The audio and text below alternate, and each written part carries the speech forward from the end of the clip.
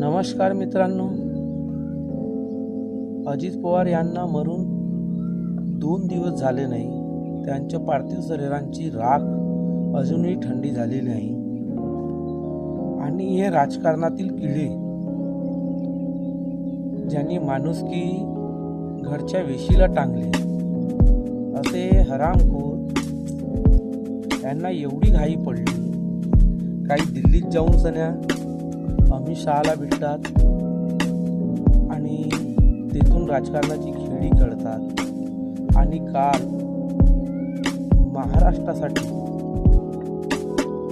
म्हणजे एक लाजीरवाना, अरे ज्यांच्या घरी 10 दिवसाचा दुखवटा असतो 2 दिवस झाले नाही आणि उपमुख्यमंत्री पदाच्या जो असंविधानिक पद आहे, ज्याला संविधानिकरित्या काहीच मान्य नाही, अशा पदाची शपथ घ्यायला एवढी घाई.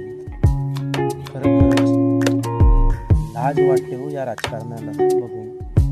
कोणीही चांगला व्यक्ती येणाऱ्या काळामध्ये मी राजकारणी होईन असा कधीच नाही बोलणार. कारण एखाद्या नेत्यामध्ये सुद्धा नैतिकता राहिली नाही.